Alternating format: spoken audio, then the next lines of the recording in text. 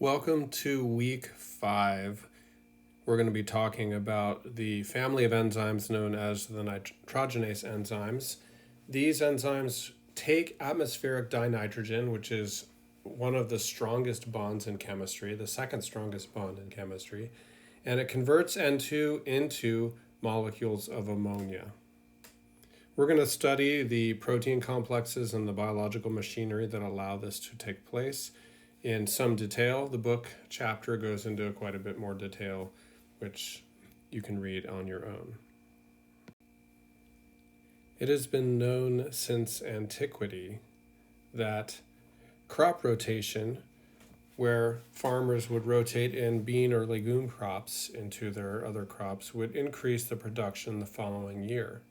We now know that that's because those types of crops can enhance the amount of ammonia in the ground, which acts as a natural fertilizer. Obviously, plants and animals require this nitrogen in order to function. The nitrogen is what they use to make their amino acids in their proteins. And the major source of nitrogen in the environment is atmospheric dinitrogen, but that's really not accessible. The N-N triple bond is strong. It's a nonpolar molecule. There's very little easy way to activate N2. In fact, people have been trying to activate dinitrogen for a long time chemically. And at the end of this week, I'll talk a little bit about some of the PhD work that I did where we were looking at fixing N2 or activating N2 to make reduced forms of ammonia.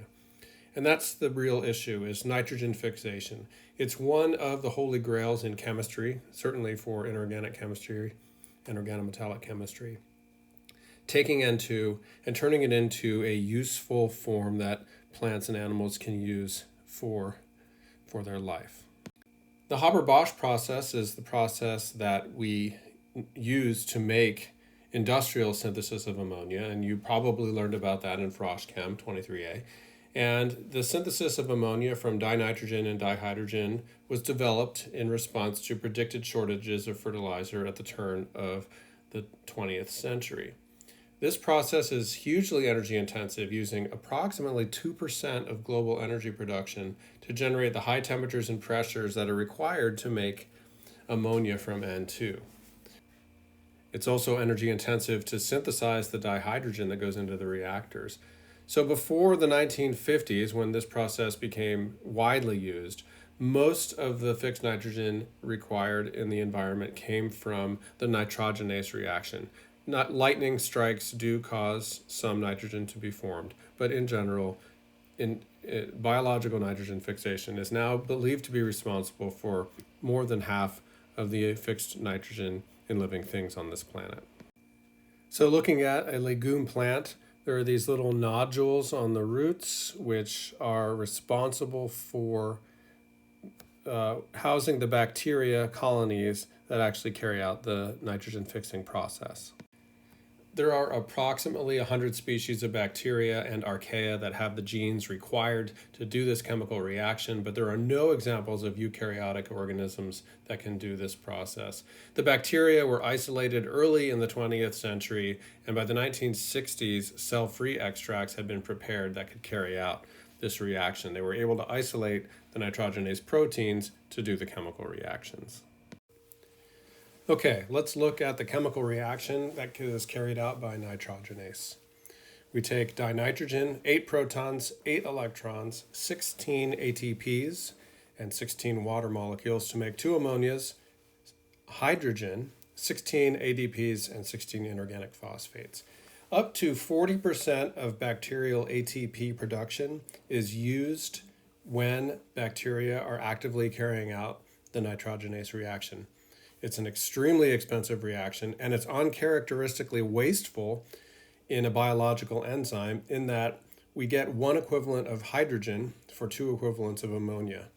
So the mechanism that we come up with later in the week had better be able to explain this seemingly wasteful dihydrogen production. The electrons for this process come from an external ferredoxin, which gets inserted into the nitrogenase. The electrons get inserted into the nitrogenase proteins, and there's a high level of gene sequence homology between the approximately 100 species of bacteria that have the nitrogenase enzyme. So it's all basically very similar machinery. A number of different cofactors were isolated from the nitrogenase family of enzymes, including the iron protein. And the iron protein contains an iron 4S4 center. It was believed to be an electron transfer protein long before we knew the structure of the protein, based on the fact that it contained an ATP binding site. So it was believed to be an ATP-driven electron transfer protein. The iron molybdenum protein contains two very interesting clusters, the P cluster, which is an iron sulfur cluster, and the iron molybdenum cofactor. And that was believed to be the site of N2 reduction. So the step that we need to do is prove that these are the functions of those cofactors. It turns out that the FeMO cofactor can be removed, extracted from an enzyme, and it removes the activity, and you could study it spectroscopically, and then adding that cofactor back in to a protein that doesn't have the cofactor restores the dinitrogen reduction activity.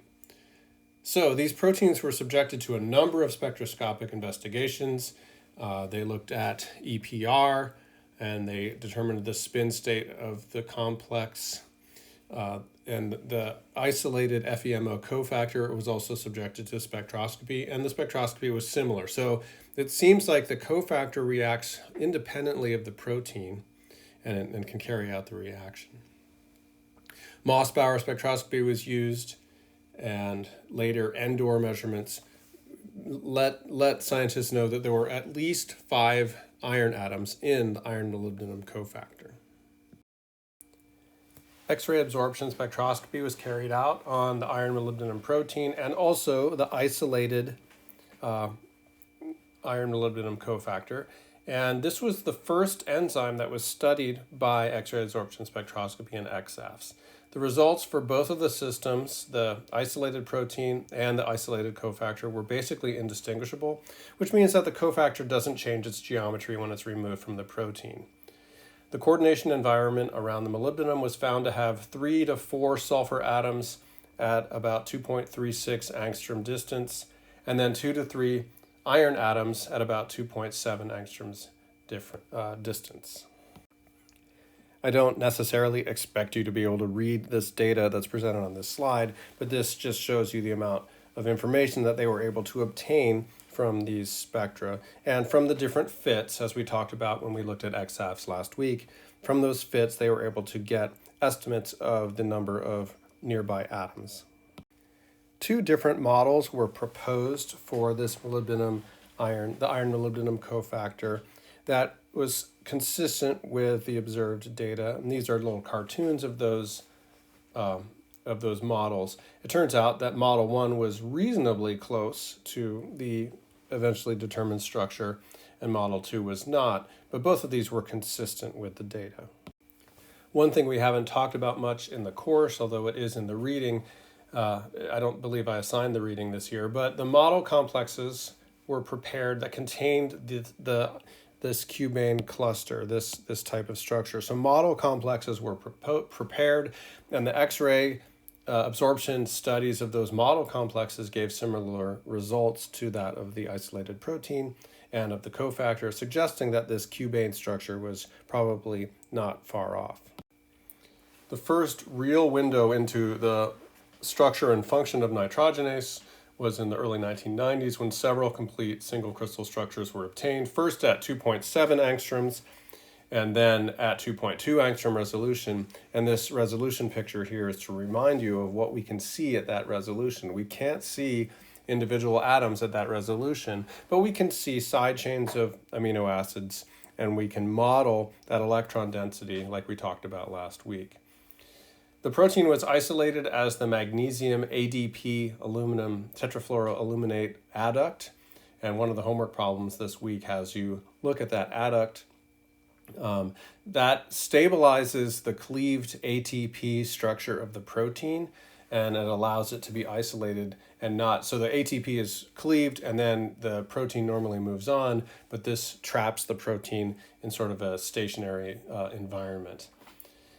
The iron protein is a gamma-2 dimer, and that nomenclature is just used even to compare it to historical data.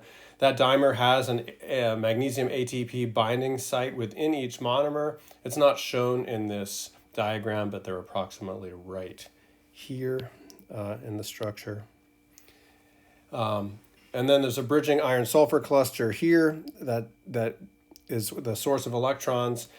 And then that iron cluster resides in a cleft of the protein, allowing it to approach pretty closely to this P cluster. And then the electrons transfer from the P cluster into the iron molybdenum cofactor. It was found to be a molybdenum F7S9 cluster. And these two clusters, the P cluster and the FeMO cofactor, were unprecedented in biology, which isn't surprising. It's an unprecedented chemical reaction. This crystal structure launched an extensive exploration of low-valent, low-coordinate iron clusters, low-coordinate iron clusters and iron sulfur clusters in order to search for model compounds that gave the same chemical reactivity as the enzyme. The P cluster was originally isolated in the reduced form, which is shown here in this picture, and it's fairly symmetrical. You can think of it as two interpenetrating Fe4S4 cubanes with two external sulfurs. These sulfurs are cysteines. The S asterisks are cysteines that sort of hold the cluster in place. So it's two cubanes that share a single sulfur atom. Later crystal structures showed that there was a pretty substantial rearrangement in the oxidized form of the P cluster to a much less symmetrical structure shown here.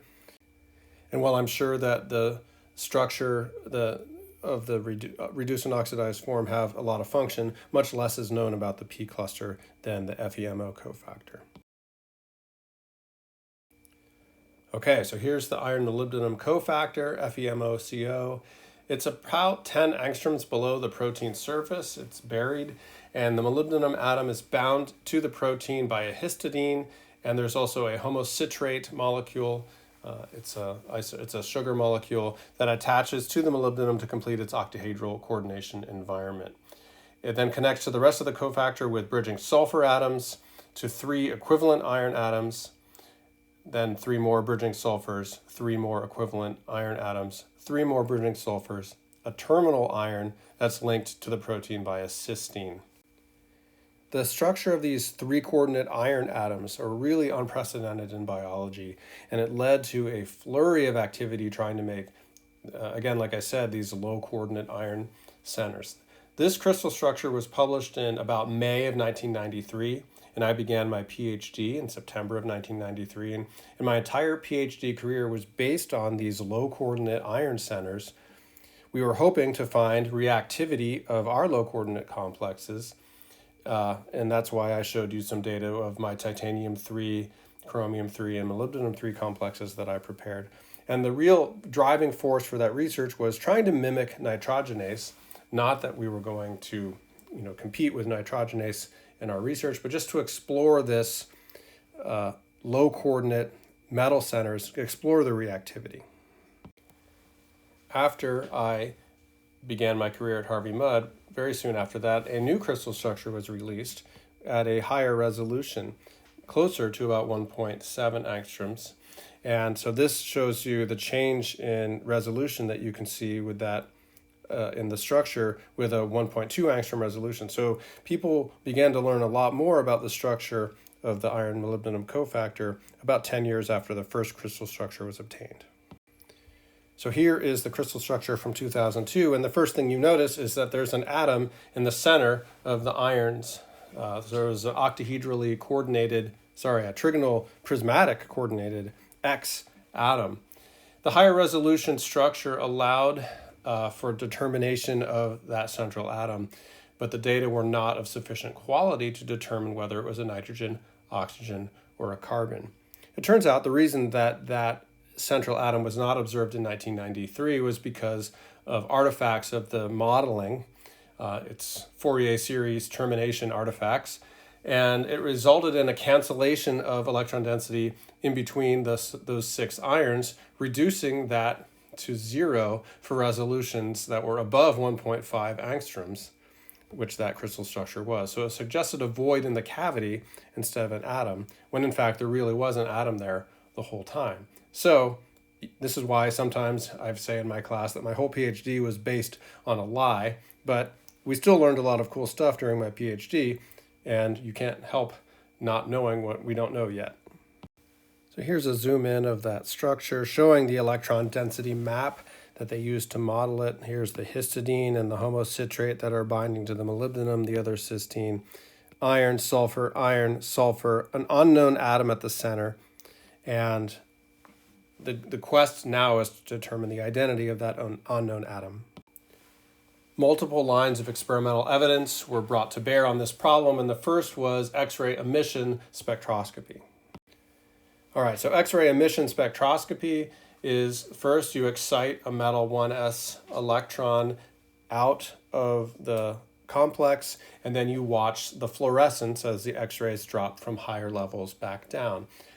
This was a relatively tricky problem because there's a lot of overlap. The 2p to 1s transition, which is normally what would be observed, was obstructed by emissions from the sulfide atoms in the molecule, but the 2s to the 1s transition was clear and observable. And if you look at the data and compare it to carbon, nitrogen, and oxygen emission, the data is certainly most agrees with that, the central atom being a carbon. Another X-ray crystal diffraction study was carried out in 2011. That actually got to 1 angstrom resolution. And although this increased resolution was helpful to really look at the structure, it was still not high enough to determine the identity of the central atom. However, all of that additional data allowed for a statistical analysis of electron density profiles in the iron molybdenum cofactor. So if you measure the electron density as a function of radius for the more than 10,000 carbon atoms, 2,700 nitrogen atoms, and 5,600 oxygen atoms in that 1 angstrom resolution structure, you get these different profiles of electron density versus integration sphere radius. Because X-ray diffraction measures electron density. Carbon has 6 electrons, nitrogen has 7, oxygen has 8, and so we see different profiles for these 3 elements. And the black, blue, and red lines are carbon, nitrogen, and oxygen, and the green line is the central atom in the cofactor, clearly overlapping quite well with carbon. The final experiment was eSEAM, which is a pulsed NMR-EPR technique that can be used to detect hyperfine coupling between an unpaired electron and a spin 1/2 nucleus, such as C13, N14, or O17. The technique had been carried out before 2011, but was inconclusive, the main reason being the expense of fully labeling the C13 in the bacterial growth media. They were unable to see the signal. But now that there was pretty good evidence that that central atom was a carbon, they redid the experiment, and this data shows that the electron couples to a C13 label when it's been C13 labeled. It does not couple any different from wild type to N15 label. So that's very clear evidence that there's a C13 in that cluster that is coupled to the electron. There were no suitable good O17 sources, so that technique wasn't done. The peak for the C13 in this spectrum appears at 3.72 megahertz, which was the Larmor frequency for carbon in the spectrometer, and the hydrogen Larmor frequency is 4 times greater at 14.6 megahertz. So the coupling that's being observed in the wild type protein or in the N15 labeled protein is coupling of the electron to protons in the molecule. And with that, with the determination of that central atom as being a carbon, now we knew the complete structure of the nitrogenase protein complex, the iron protein, the iron molybdenum protein, all the cofactors, but the mechanism for cleaving the NN bond to form ammonia was still not known. The close proximity of those 3 metal clusters, so the Fe4S4 cluster, the P cluster, and the FeMO cofactor, suggests very strongly an electron transfer pathway within the protein. ATP-driven electron transfer was initially ruled out because of the long distance between the ATP binding site and the Fe4S4 cluster in the protein. So more studies were definitely required in order to determine a mechanism for this enzyme. Remember, this mechanism needs to explain the rates of the reaction, which had been measured, the function of that ATP binding site, because it's going to cost us 16 ATPs to do this reaction. And we also really need to explain the fact that we're generating one equivalent of dihydrogen during this dinitrogen reduction process. Here's a better picture of the crystal structure showing the ADP binding site, the Fe4S4 cluster, the P cluster, and the iron molybdenum cofactor all within the protein. You can see a very clear pathway by which electrons can be transferred. This iron 4S4 cluster is reduced externally. It carries the electrons with it. And then upon ATP hydrolysis and cleavage, something has to happen to this protein to let the electron transfer. So we'll have to wait for the next lecture to see the mechanism. So I'll see you then.